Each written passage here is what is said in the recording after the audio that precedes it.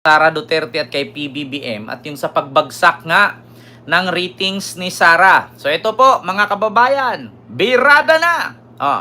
Trust at approvals ratings ni PBBM tumaas, ratings ni BP Sara bumagsak ayon sa Okta Research. Nako po, eto, pakinggan ninyo mga kababayan.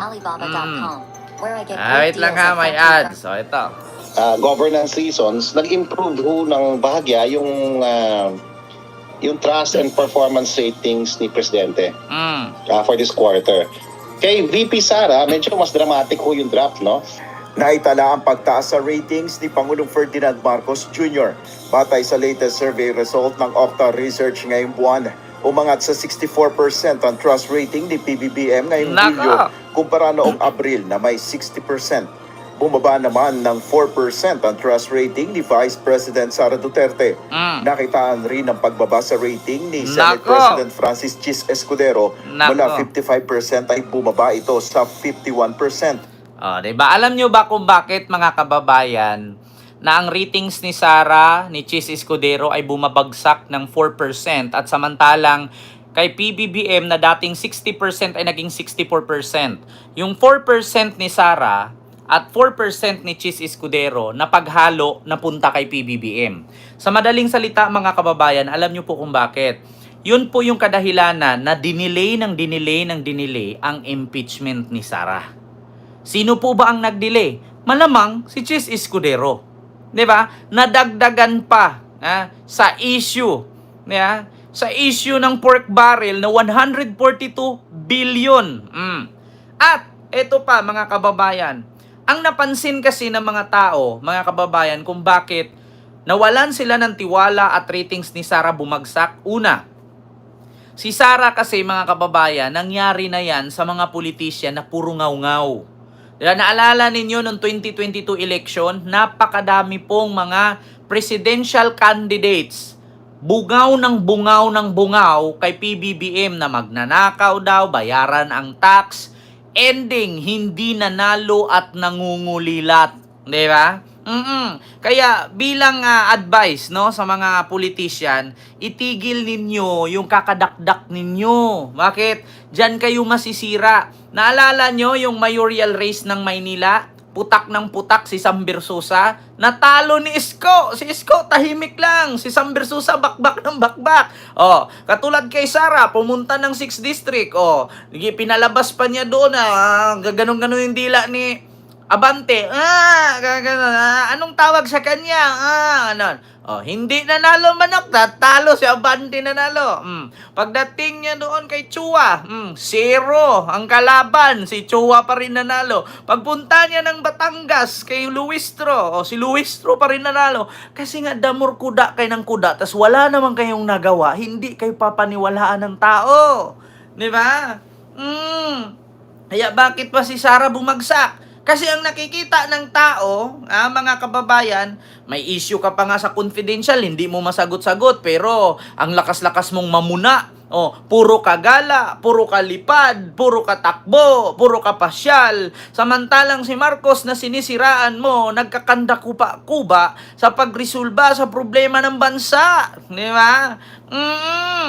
Meron pa nga siyang confidential fund na hindi masagot-sagot. Pamumuna pa ang inuna. Si BBM, natahimik lang, trabaho ng trabaho. Si Sara, gala ng gala, wala namang ginagawa, puro lang kuda, puro lang pamumuna. Ayon, eto nga ang resulta. Kumpara noong Abril na may 60%. Bumaba naman ng 4% ang trust rating ni Vice President Sara Duterte. Nakitaan rin ang pagbaba sa rating ni Senate President Francis Chis Escudero mula 55% ay bumaba ito sa 51%. Umangat naman sa 3% ang trust rating ni House Speaker Martin Romualdez. Samantala umangat rin ang approval rating ni PBBM sa 62% mula 59%. 6% naman ang ibinaba sa performance rating ni VP Sara. Bumaba rin ang rating ni SP Escudero sa 49% mula 53%. Diba? Ang dami. Tumaas si Romualdez, tumaas si Marcos, bumagsak si Sara, bumagsak si Escudero. Tumaas naman ang kay Speaker Romualdez mula 55% sa 59%. Ayon kay Okta Research Fellow Ranjit Rai, nakatulong sa ratings ni Pangulong Marcos ang naging estado ng inflation, trabaho at kagutuman sa bansa. Maging ang pagtutok ng Pangulo sa mga maliliit na problemang nakakaapekto sa mamamayan. I think Huwag kayong maniwala mga kababayan na naghirap na ang Pilipinas dahil kay Marcos. Huwag po kayong maniwala doon. Kasi kung naghirap ang Pilipinas, walang pangload para mang fake news ang DDS. Ano unahin nila? Yung panload? Pang-internet kaysa pambili ng bigas? Huwag kayong maniwala dyan na bumagsak ang Pilipinas na gutom dahil kay Marcos. Putang ina, bobo lang ang maniwala doon. Ang galing-galing nila gumawa ng AI video, ang galing na gumawa at mag-share ng fake news, tapos sabihin na gutom. Ano unahin nilang bilhin? Bigas o yung load? Oh, kung meron silang panggawa ng fake news, ibig sabihin, hindi sila naghirap. Yeah. Yan. Oh, Sir Victor Lambino, big love shoutout po. Yun. Huwag kayong maniwala dyan na naghirap ang Pilipinas na gutom. Putang ina. Pag nag-share ng fake news, pag gumawa ng AI video or faking video, alert na alert ang DDS, tapos sabihin nyo, gutom. Tigilan nyo. May pampunta nga kayo sa dahig eh. Kalayo-layo ng trabaho ninyo eh. Tigilan nyo nga ako. Kung gutom ang Pilipinas, unang magreklamo si Sara. Saan ka nakakitang naghirap? Saan ka nakitang nagutom? Pabalik-balik ka kung saan-saan bansa. Ibig sabihin, hindi naghirap, hindi nagutom. Bakit? May pamasahe. Magkano pamasahe pabalik-balik sa dahig? Magkano pamasahe papunta ng iba't ibang bansa? Pinulot ba ni Sara yon? Hindi naman siguro promo yun sa Cebu Pacific. Kaya wag kayong magpaniwalang gutom. Poke ng ina. May pang-travel, tas naghirap. Kininam. Ngayon mga kababayan, punta tayo sa isang vlog na ano ito? Sara versus BBM Kalye survey. Tignan natin ha mga kababayan. Para makita ninyo kung bakit si BBM ba ayaw ng tao o si Sara. Si Sara dito sa San Fernando. Ito. Ito ha. Kung sino mas pinagkitiwalaan nila, si BBM ba o si Vice President Inday Sara Duterte? Ma'am, pa-survey na, magandang hapon, 5 seconds lang. Bilang kabitihan niya, ma'am, kanino po kayo mas nagkitiwala ngayon? Kay Pangulong Marcos o kay Inday Sara Duterte? Kay Marcos. Marcos po, ma'am. Ayun, ma'am, sino po? Kanino po kayo mas nagkitiwala? Kay BP Sara o kay Inday Sara, Pangulong Marcos po? Bilang kabitihan niya po? Pangulong Marcos. Pangulong Marcos din po kayo? Marcos. Ay, Diba? yes, ma'am. Bakit po si BBM po? Yan ang binoto ko, sir, kasi yun yung gusto ko. Thank you po, thank you. Diba? Sunod. Nay, pa-survey naman, kanino ka mas nagtitiwala? Kay Pangulong Marcos o kay Inday Sara Duterte? Ito po, Sino po? yan, Sino po? Marcos po. Sino po? Marcos. Marcos po. Thank you po, thank you. Sir, pa-survey naman, survey lang kami. Sir, bilang kabitenyo, sir, kanino ka mas nagtitiwala ngayon? Kay Pangulong Marcos o kay Inday Sara Duterte? Bilang isang kabitenyo at Pilipino, opinion mo? Opinion lang. Opo, siyempre, Survey lang ito, hindi po about sa election to. Kay Bongbong Marcos. Bongbong Marcos pa rin, sir. Thank you, sir. Marcos Thank you pa po. rin. Sir, pa-survey naman. Opinion nyo lang bilang Pilipino, sir. Survey lang. Kanino po kayo mas nagtitiwala ngayon? Kay Pangulong Marcos o kay BP Sara Duterte? Marcos. Marcos po. Bakit po si Marcos, sir? Sa Marcos lang. Thank you po, thank Diba? you. Puro Marcos. Ma'am, paabala naman 5 seconds lang, ma'am. Survey lang. Kanino po kayo mas nagtitiwala ngayon bilang isang Pilipino? Kay Pangulong Marcos o kay BP Sara Duterte? Survey lang po, not about the election po. Survey lang po about trust rating. Kay Sara. Kay Sara po. Kay Sara siya. Sara din po, ma'am. Okay, dalawa Sara po. Thank you. Nakadalawa Salamat po. pa lang. Sir, paabala naman 5 seconds lang. Bilang isang kapitenyo, sir, kanino ka mas nagtitiwala ngayon? Kay Pangulong Marcos o kay BP Sara Duterte? Marcos. Marcos po. Bakit po si Marcos? Okay naman yung mga palakad niya. Okay po, sir. Thank you po, thank you. God bless po. Diba? Kita nyo? Sir, paabala naman 5 segundo lang, sir, habang naghihintay ng pasahero. Sir, bilang kapitenyo, sir, kanino po kayo mas nagtitiwala ngayon? Kay Pangulong Marcos o kay BP Sara Duterte? Marcos. Okay, sir. Sino po? Marcos. Bakit po si Marcos? Puro Marcos. Presidente ko yan eh. Presidente niyo po. Ano siya, makatao siya. Sinusuportahan niya talaga yung mga taong bayan. Thank you po, sir. God bless po. Diba? Paabala naman, 5 segundo lang, sir. Survey lang po bilang Pilipino at Kabitenyo. Sir, kanino po kayo mas nagtitiwala ngayon? Kay Inday Sara Duterte o kay BBM po? Yung bilang opinion niyo po, opinion. Kay Sara po. Sara po kayo, sir. Sino po sa inyo? Pares po. Pares na po, Sara po. Pareho Thank you sila po, thank you. Muslim. Ma'am, paabala lang 5 segundo. Bilang isang Pilipino at Kabitenya po, ma'am, survey lang po. Kanino po kayo mas nagtitiwala ngayon? Kay Pangulong Marcos o kay BP Sara Duterte, ma'am? Pangulong Marcos. Pangulong Marcos ba? Bakit po si Pangulong Marcos? Ay, na po yung binoto rin. Sino po yung binoto niya na? Kayo po, sir, pwede maabala. Kanino po kayo mas may tiwala sa kanilang dalawa ngayon? Kay BBM o kay Inday Sara Duterte po? Kay Sara. Bakit po Sara, sir? Ano eh? Sara. Basta Sara lang po. Sara. Okay, thank you po, thank you. Hindi masagot. Sir, hindi na tinatanong. Sir, Basta baka Sara, naman, yun na 5 yun. segundo lang. Sir, kanino po kayo mas nagtitiwala ngayon? Kay VP Sara Duterte o kay Pangulong Marcos bilang isang Pilipino? Sara Duterte. Sara, bakit po Sara, sir? Pwede niyo po i-share? Survey na naman po. Hindi kung ano yung ama niya, yun yung anak. Gusto niyo po si Tatay Digong? Rinig nyo kung ano yung ama niya, yun yung anak. Eh kung mamamatay tao ang ama, mamamatay tao ang anak. Mas lamang pa rin, no? 6-9. Continue. Palaban si Sara dito sa San Fernando. Dito tayo. Survey. Ano ba kayo mas may tiwala? BBM or Sara? Survey lang po to. Walang kinalaman sa election to. Kasi elected na sila. BBM, isa. Sara Duterte. Sara, BBM, the last. Tingnan mo, 103 versus Tatlong 28. BBM. 104. 1, 2, 3, isang Sara. Thank you po. Sa cellphone po, microphone TV. Sabi ko Kung sa sino inyo, mas pinag-get Okay guys, today sabi ko sa inyo mga kababayan, mas marami po ang bumoto kay PBBM kaysa kay Sara. Bakit? Kasi pag tinanong mo kasi ano bang nagawa ni Sara? Ano bang nagawa ni BBM? Marami andyan. Tahimik lang, gumagalaw. Hindi mo naman nakikita pumunta ng abroad na mamasyal. Hindi Kaya sa totoo lang, mga kababayan, ako na nagsabi sa inyo, kaya po isa sa kadahilanan na bumagsak ang trust rating ni Sara. Bakit? Napatunayan na po kasi ng mamamayang Pilipino na masama po talaga ang pamilya nila. Kasi bakit? Kulong tatay niya.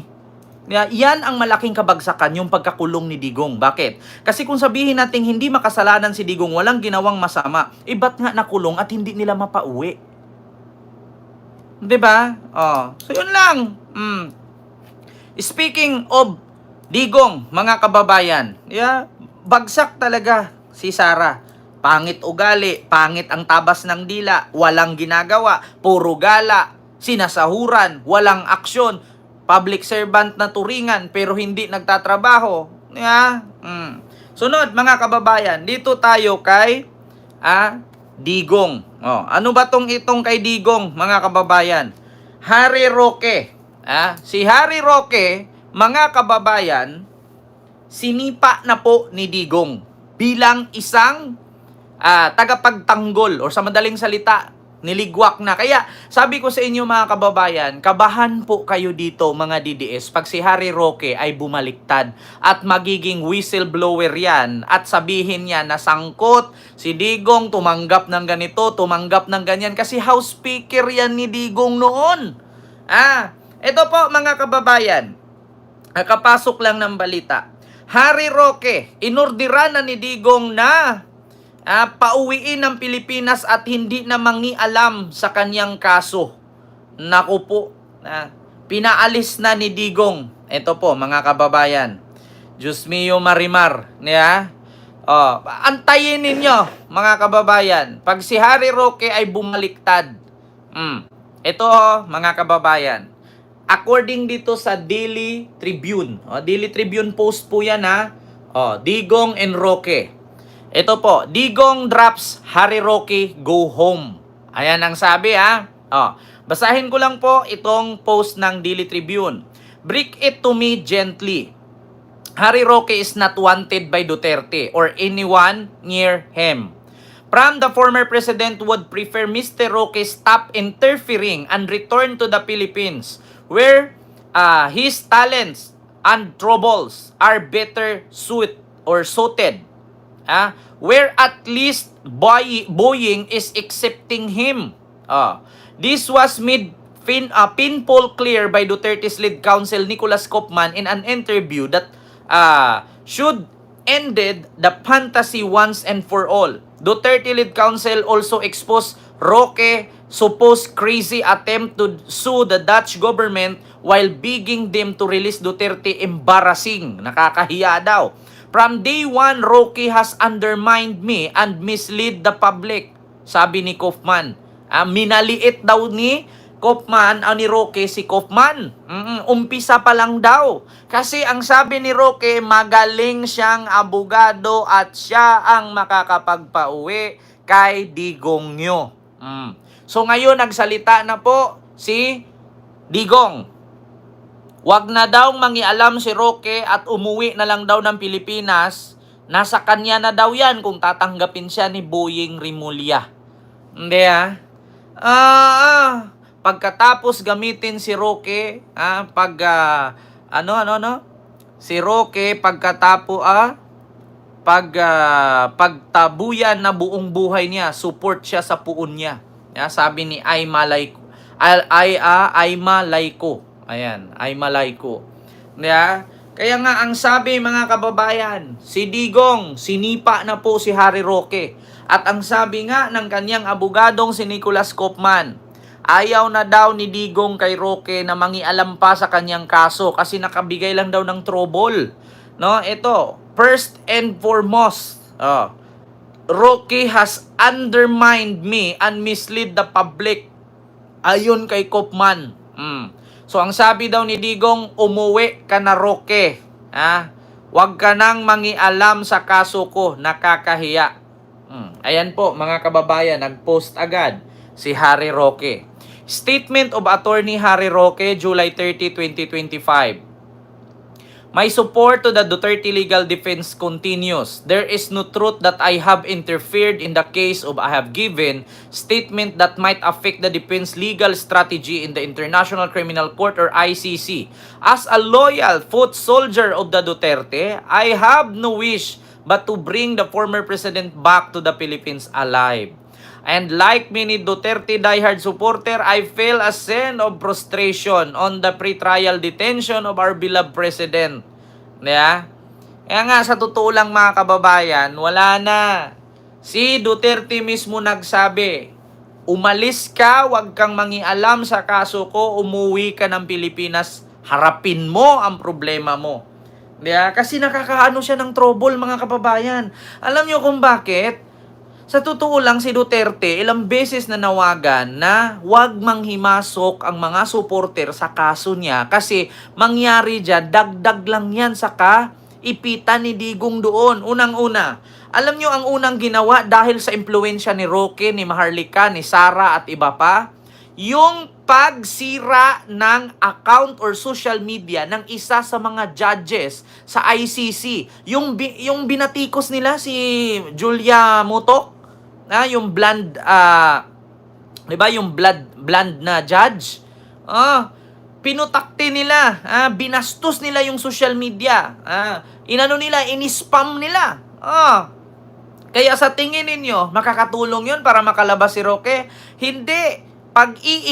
Makalabas si Duterte? Hindi. Pag-iinitan lalo ni Julia Mutok na isa sa mga huradong binastos, binaboy, nitong mga putang inang bobong DDS na instead makalaya, no, makalabas itong si Digong, mas lalong nakukulong at pag-iinitan doon sa loob. Di ba? At isa pa, katulad nito ngayon, instead na gumawa ng rason itong abogado ni Digong na binayaran ni Digong kasi nga magaling, sumasawsaw itong si Roque. Isa din yan sa kadahilanan. Alam nyo, kung hayaan lang sana ni Roque, o kung sino pa, na abogado ni Digong ang gumalaw, makakalaya si Digong. Ang problema lang kasi, kung ano ang aksyon ni Kaufman, kung ano ang aksyon ni Jacob, kinukontra ng mga putang inang nagpapanggap na matalinong abogadong DDS. Diba? Kung magaling pala kayo at bobo pala yun si Kaufman at kasama ni Kaufman, ba't hindi na lang kayo ang nag-abogado kay Digong? Diba? Kasi lahat na lang ng hakbang ni Kaufman kinukontra ni Roque. Diba? Kasi bayaran nga daw, bayaran. Siya daw, hindi daw siya nagpapabayad kasi mahal daw niya. Si Digong. Putang ina, paano ka ba naman kukuning abogado ni Digong kung ikaw nga mismo may kaso, hindi mo maayos-ayos yung problema mo? Diba? Diyos mio, Marimar. Ay, di ba? Zoe, Miguel Love shout out po. Pumapapil kasi. Maabswelto na sana si Digong. Kung walang humaharang. Kasi pag gumawa si Koopman ng aksyon, pag gumawa si Koopman ng ano, ang sabihin, mali yan, hindi ganun yan, hindi ganun yan. Kaya tignan